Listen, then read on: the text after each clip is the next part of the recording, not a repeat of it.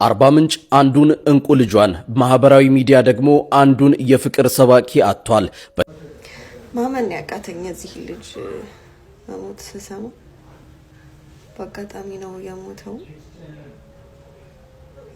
እስማ በጣም ነው የሚያስደነግጠው። አርባ ምንጭ በዚህ ሰዓት በጣም አዝናለች። ወንድ ልጅ በጣም ጥሩ አፍቃሪ ሲሆን ምን አይነት ወንድ እንደሚሆን ታውቂያለሽ? ምንድነው ስህተቴ? ምን ላስተካክል? እሺ ይቅርታ የኔ ጥፋት ነው አልደግሞም አስተካክላለሁ። እግዚአብሔር ይባርክልሽ። ያንን ልጅ እግዚአብሔር ባልሽ አድርገው። በጣም የምናውቀውና በጣም ታዋቂው ቲክቶከር አቤሴሎም በ22 ዓመቱ ከዚህ ዓለም በሞት ተለይቷል። ሰባለው አርባ ምንጭ በአሁኑ ሰዓት በእጅጉም አዝናለች።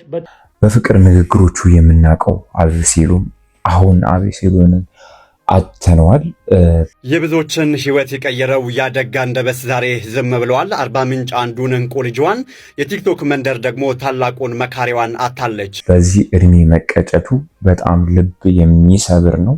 የአርባ ምንጭ ህዝብ ተሞ በመውጣት የወጣቱ ወንድማችን የአቤሴሎም ስርዓተ ቀብርን ፈጽሟል።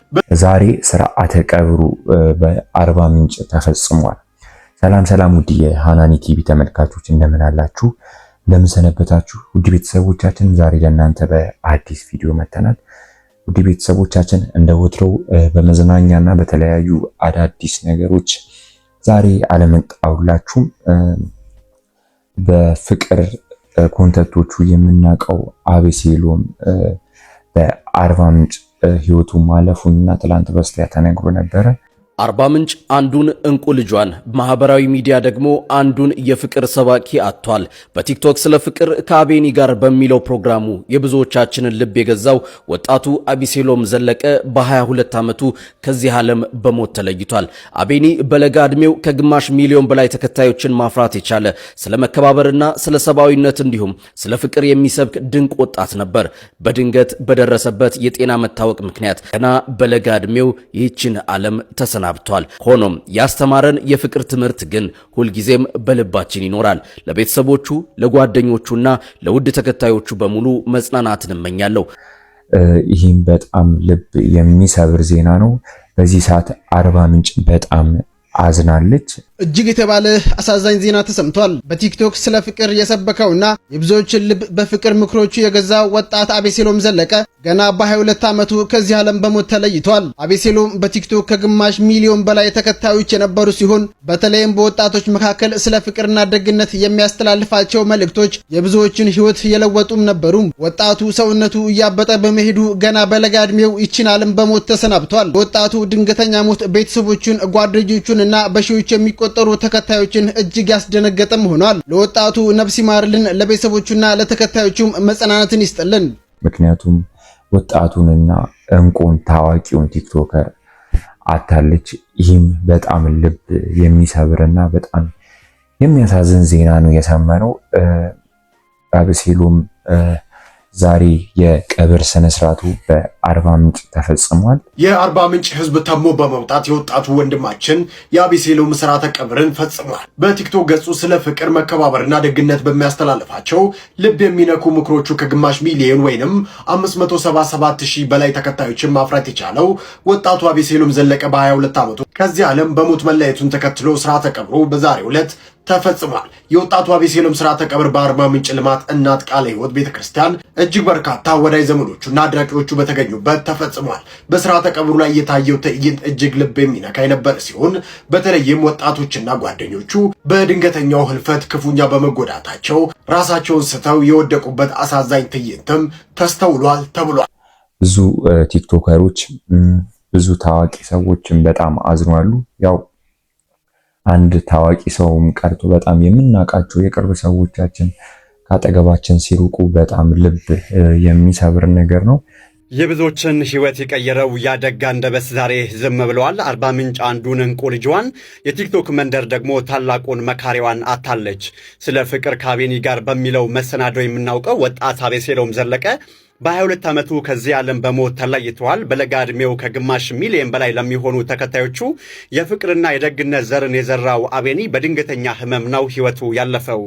የጉበት ህመም መስሎት ምርመራ ቢያደርግም ውጤቱ ግን ምንም በሽታ እንዳልነበረበት ነው የሚያሳየው ተብሏል። ይሁን እንጂ ህመሙ በረታበትና ገና በ22 ዓመቱ ተለይቶናል። የብዙዎችን ህይወት የቀየረው ያ ደግ አንደበት ዛሬ ዝም ብሏል። ለአቤኒ ቤተሰቦችና ወዳጆች መጽናናትን እንመኛለን። ነፍሱን በአጸደ ገነት ያኑርልን። ብዙም ህይወቱን አላጣጣመም ነበረ። በጣም ነው የሚከብደው። በወጣትነቱ ተቀጭቶብናል። ለመላው ቤተሰቡና ለመላው የአርባ ምንጭ ህዝብም መጽናናቱን እንመኛለን። ብዙ ሶሻል ሚዲያ ላይ ስለሱ ህልፈትና አሟሟት ብዙ ሚዲያዎች ላይ እየተነገረ ነው። ብዙ ሰዎችም አዝነዋል።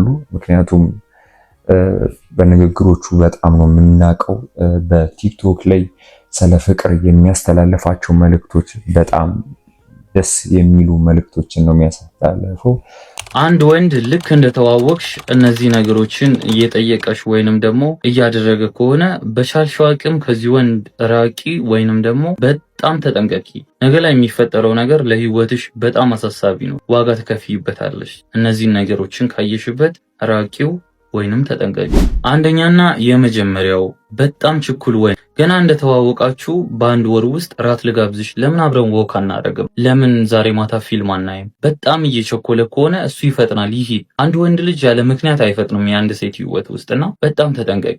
የሚመጣው ቀጣይ የሚፈጠረው ነገር የሚያስለቅስሽ ነው። አትቸኩይ። ከየትኛውም ወንድ ጋር መገናኘት የሚባለው ደረጃ ጋር መድረስ ያለብሽ ለአመት ካወራሽ በኋላ ነው። ለብዙ ሴቶች ይህንን ብያችኋለሁ። በቃ አንድ ወንድ ጋር ገና እንደተዋወቃችሁ ለመገናኘት አይደለም ማውራት ያለብሽ፣ ስለ ልጁ ማወቅ አለ። ምን አይነት ሰው ነው? ምን አይነት ማንነት አለው? ምንድነው ስራው? ምንድነው? እነዚህን አጣሪ እንጂ ለመገናኘት አትቸኩ።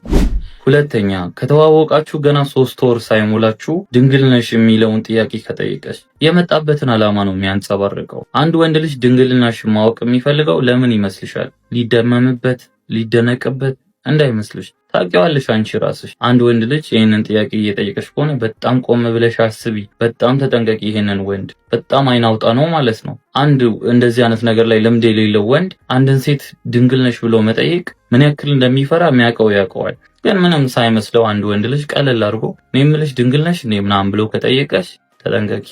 በጣም ተጠንቀቂ። እያወራሽ ያለሽው ኤክስፒሪየንስ ካለው ሰው ጋር። ሶስተኛ፣ ብዙ ሴቶች እንደሚፈልጉት በተደጋጋሚ የሚያወራ ከሆነ እንደዚህ አይነት ወንዶች ወደ እውነታው ስንመጣ ምንም ፈላጊ የላቸውም። ተፈላጊ ወንድ ፈላጊ ያለኝ እያለ አያወራም። አራተኛ፣ ሴክሲ ሆነሽ እስቲ ፎቶ ላኪልኝ ብሎ ከጠየቀሽ በቃ የሚያማልል ፎቶ ላኪልኝ እያለ ከሆነ ከሁለተኛው ጋር በጣም ይቀራረባል። ኤክስፒሪየንስድ ነው። በቃ ልክ እንደተዋወቃችሁ እንደዚህ አይነት ነገር በፈጣጣው እየጠየቀ ከሆነ በጣም ተጠንቀቂ አንድን ወንድ። እነዚህ በጣም ድፍረት ይጠይቃሉ፣ ልምድ ይጠይቃሉ እነዚህ ጥያቄዎች። አምስተኛ፣ ቦዲ ካውንትሽን የሚጠይቅሽ ከሆነ ከዚህ በፊት ይህንን ቪዲዮ ሰርቼዋለሁ። ቦዲ ካውንትሽን ልክ እንደተዋወቃችሁ ስንት ቦዲ ካውንት አለሽ ምናምን ምን ያደርግለታል? ምን ሊሰራበት ነው? ስለዚህ ያለምንም ማንገራገር ይህን ጥያቄ ካቀረበልሽ መጠንቀቁ አይከፋም። ስድስተኛ፣ ልክ በተዋወቃችሁት በአጭር ጊዜ ውስጥ ለምን አብረን ወተን አንጠጣም፣ አንጨብስም፣ ፈታ አንልም ካለሽ ይቅርብኝ፣ አንተ ፈታ በልበዩ። ምክንያቱም ብዙ ሴቶች በጣም ብዙ ሴቶች አብረን ወተን ፈታ አንበል ተብለው ነው በህይወታቸው የሚጸጽታቸውን ነገር ዛሬ ላይ ተሸክመው ያሉት። ተጠንቀቂ። በቃ ይቅርብሽ ፈታ ማለቱ፣ ይቅርብሽ መዝናናቱ፣ ጊዜ ማሳለፉ። ያ በማለፉ ምንም ህይወትሽ ላይ የሚፈጠረው ጉድለት የለም። ግን ሄደሽ እዛ በምታደርጊው ነገር ብዙ የምታጭው ነገር አለ። እንደ ቀልድ ሄደሽ አንድ ብለሽ የጀመርሻት መጠጥ ነው ራስሽን አስታሽ የዘላለም ጸጸት ውስጥ የምትከትሽ። ስለዚህ ራቂ።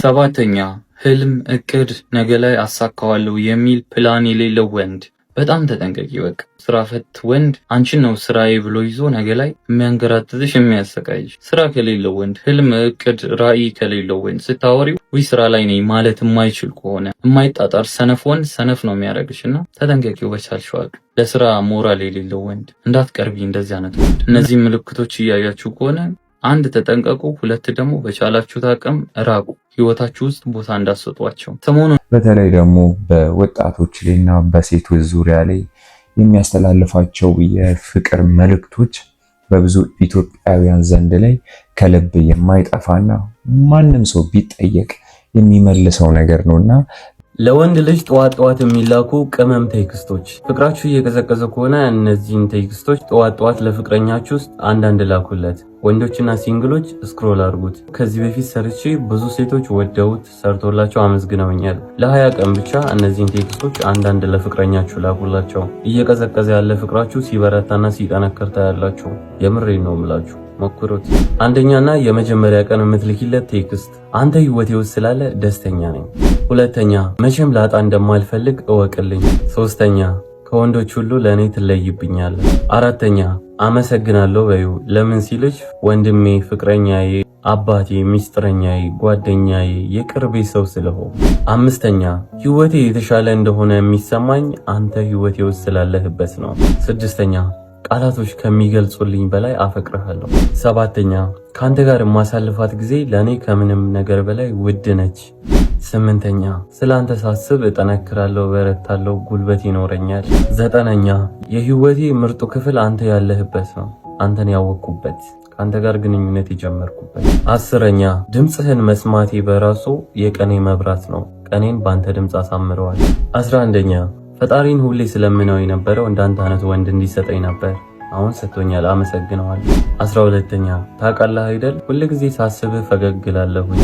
13ኛ ካንተ ጋር ስሆን ሁሌም ነፃነት ይሰማኛል፣ እንደ ልቤ እሆናለሁ። 14ኛ ከምትረዳኝና ከሚገባክ በላይ አፈቅርሃለሁ። 15ኛ ይሄ ልቡን ቀጥ ሊያደርገው ይችላል። ብዙ ሴቶች ሊወዱ፣ ሊያፈቅሩ፣ ሊፈልጉ ይችላሉ። እመነኝ፣ እኔ የምወድህ፣ እኔ የምፈልግህ፣ እኔ የማፈቅርህን ግማሹን አያክልም። 16ኛ ሙሉ ለሙሉ አምንሃለሁ፣ ለደቂቃ ራሱ ተጠራጥሬ አላቅም። 17ኛ እቺ ልብን ታሞቃለች። ሙሉ ለሙሉ የምረጋጋው አንተ ጋር ስሆን ነው። ልቤ ሰላሙን የሚያገኘው አንተ ጋር ሳወራ። 18ኛ ልብ በይ 18ኛ ቀን ላይ ይሄን ቴክስት ስትልኪለት ይሄ ሰውዬ ያንቺ ጠዋት ይሄን ቴክስት መላክ ለምዶታል ማለት ነው። ሁሌም የሚጠብቀው ነገር ሆኗል። ጠዋት ያንቺን ቴክስት መላክ። 18ኛውን ልንገርሽ። 18ኛ በፈጣሪ በጣም የመወደዴ ምልክት ነህ። 19ኛ በ18ኛው ቀን ቴክስት ከላክሽለት አንድ ቀን ሳትልኪለት አድረሽ በቀጣዩ ቀን ነው ይሄን ቴክስት መላክ ያለብሽ። አንተን ያወቅኩበትን ቀን እንደ ልደቴ ቀን አከብረዋለሁ፣ እወደዋለሁ። ሁሌም ያችን ቀን ስባርካት እኖራለሁ። እንኳንም አወቅኩ፣ እንኳንም ፍቅረኛ ይሆን። 20ኛና የመጨረሻው እስከነ ስህተት አፈቅርሃለሁ፣ እስከነ ጥፋት፣ እስከነ ችግሮች፣ እስከነ ማግኘት፣ እስከነ ማጣት፣ እስከነ ሙሉ ጉለት አፈቅርሃለሁ። ይህንን መቼም አትርሳ። ከዚህ በኋላ ቴክስት መላክ ታቆሚያለሽ። ይህኔ ይጠይቅሻል፣ ምን ሆነሽ ነው ቴክስት መላክ ያቆምሽው? ጠዋት ይልሻል። ፍቅሩ በሱ ብሶ ታያለሽ። በፊት የሌለው እንክብካቤ፣ በፊት የሌለው ቦታ መስጠት እንዳለ እሱ ጋር እየጨመረና እየበዛ ይመጣል። በመጨረሻው ቀን እዚሁ ቪዲዮ ላይ መተሽ ኮሜንት አድርጊልኝ። እንደሚሰራልሽ 100% እርግጠኛ ነኝ። በተለይ ዘርዝሮ የሚያወራው በሪሌሽንሺፕ ላይ በተለያዩ ነገሮች ላይ ያለው እውቀት ያለው አረዳድ በጣም ነው ልብን የሚሰብረው። ሴት ልጅ ከልክ በላይ ስታፈቅር እነዚህን ነገሮችን ታደርጋለች። ፍቅረኛክ ዛሬ ላይ እነዚህ ነገሮች እያደረገች ከሆነ በጣም ታፈቅርሃለች። በፍጹም አንተን ማጣት አትፈልግም። እነዚህ ነገሮችን ስታደርግ ተረዳ እባክህ። ፍቅረኛ ከ10 ስንት እንዳገኘች መጨረሻ ላይ ኮሜንት ላይ አስቀምጥልኝ።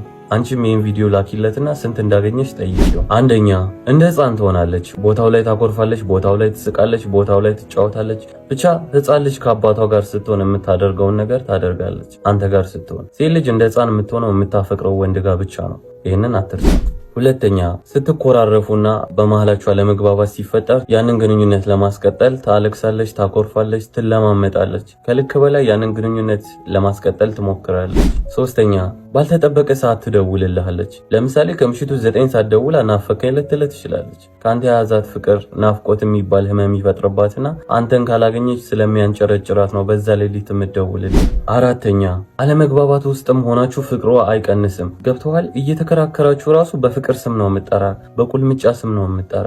ባለመግባባት ውስጥ ለአንተ ያላት ስሜት እንዳልቀነሰ የምታውቀው በዛ ነው። የማታፈቅር ሴት በክርክር ጊዜ ማንነትህን ትረሳለች። ይብል ልሰድብ ራሱ ትችላለች። እቺ ግን አለመግባባት ውስጥ ሆና ስለምታፈቅር በፍቅር ስም ነው የምጠራ። አምስተኛ ጓደኞቿ ሲያከብሩ ታያለህ። ገብቷል። በአንተ ቀልድ አታውቅም። ጓደኞቿ ሲያናግሩ በትህትና ነው። በጓደኞቿ ፊት አክብራ እንደምታወራ በዛ መልኩ ማወቅ ትችላለህ። በጓደኞቿ ፊት ለፊት የምትንቅ ከሆነ ጓደኞቿም ሲያገኙ ይንቁሃል፣ ቀለል ያደርጉሃል። አክብራና ቦታ ስታ የምታወራ ከሆነ በጓደኞቿ ፊት ጓደኞቿም አክብረው ነው የሚያዋሩት።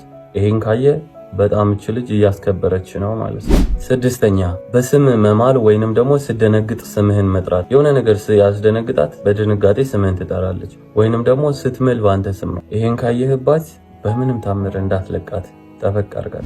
ሰባተኛ ስትደሰት ሆነ ሲከፋት ወደ አንተ ትሮጣለች። የሆነ ነገር ካስከፋት አንተ ጋር መጣ ታወራለች። የሆነ ነገር ካስደሰታት ሮጣ የምትነግረው ለአንተ ነው። በስልክም ሆነ በአካል ወደ አንተ ነው የምትሮጠው። በቃ ምንም ነገር ህይወቷ ውስጥ ሀፕን ሲያደርግ ለአንተ ለመናገር ነው የምትጣደፈው። እቺ ሴት በጣም ታፈቅራለች። ስምንተኛ እስካሁን የጠቀስኩልህ ራሱ ቢቀር እችኛዋን የምታደርግ ከሆነ ሌላውን ቀስ በቀስ እንድታስተካክል አድርጋት። የሆነ ችግር ውስጥ ወይንም የሆነ ሀዘን ውስጥ ስትገባ በአንተ ችግር በአንተ ጭንቀት የምትጨነቀው እሷ ነች። ከአንተ በላይ ለመፍትሄ ትሯራጣለች። ከአንተ በላይ መፍትሄ ለማግኘት ትፍጨረጨራለች። ያንተን መከፋት በምንም ታምር ማየት አትፈልግም። እራሷ ላይ ቢፈጠር መፍታት የማትችለውን ችግር አንተ ላይ ሲፈጠር ትፈታዋለች። ያ ከእውነተኛ ፍቅር የመነጨ መስዋዕትነት ይባላል። ዘጠነኛ ይሄ ነገር ደብሮኛል አታርጊው ያልካትን ነገር ብትለምናት አታረግም። ደግማ ብትሞት አትደግመውም። አንተ ያልተመቸህን ነገር ትተዋለች። ስታረግ አትገኝም። መቼም አታረግም። አስረኛ አንተን ማጣት እንደምትፈራ ሁልጊዜ ታወራለች። አንተን ባጣ እኔ ሰው አልሆነም፣ አንተን ባጣ ሞትብሃለሁ፣ አንተን ባጣ ጎዳብሃለሁ፣ አንተን ባጣ መሆነውን አላውቅም፣ አንተን ባጣ ብቻ አንተን ብታጣ የምትሆነውን ነገር ታወራለች። አንተን ማጣት ነው የሚያስፈራት። አንተን ማጣት አትፈልግም። እቺ ሴት በህይወት ውስጥ ካለች የዛሬዋ ፍቅረኛ እቺ ከሆነች አባቴ በምንም ታምር እንዳታመጥ፣ በምንም ታምር ጠበቅ አድርጋት። የሚደብራትን ነገር ባለማድረግ ተባበር። እንዳታስከፋት፣ እንደሷ ለሷ ሆነላት። እስቲ ልጠይቅ፣ ፍቅረኛ ከነዚህ 10 ውስጥ ስንቱን አሟልታለች? በፍቅረኛ ማታፍር ከሆነ ኮሜንት ላይ አስቀምጥልኝ። ከ10 ስንት አገኘች? አንቺም ለፍቅረኛሽ ላኪና ከ10 ስንት እንዳገኘች ጠይቂው። አንተ ሳትዋሽ መልስላት። እያንዳንዱን ቆጥረ ይሄን አግኝተሻል፣ እነዚህን አስተካክይ ይበላት። እንደዛ ነው ፍቅር የሚዘልቀው፣ የአንዱን ክፍተት አንደኛው እየነገረ። ግን አሁን ላይ አቤሴሎምን አተነዋል። ያው ሰውነንና ወደ ወደደን ፈጣሪ ነው ሁላችንም የምናቀ ነው። ለመላው ኢትዮጵያና ለመላው የአርባ ምንጭ ህዝብ ለቤተሰቦች መጽናናቱን እመኛለሁ። ያው ሁላችንም ሰላም ስንሆን ነው በደስታ የምንኖረው። ውድ ቤተሰቦቻችን አሁንም ሁሌም እንደምንላችሁ ኢትዮጵያን ሰላም ያደርግልን። ይህ ቪዲዮም ለብዙዎች እንዲደርስም ላይክ፣ ሼር፣ ሰብስክራይብ አድርጉልን። እናመሰግናለን።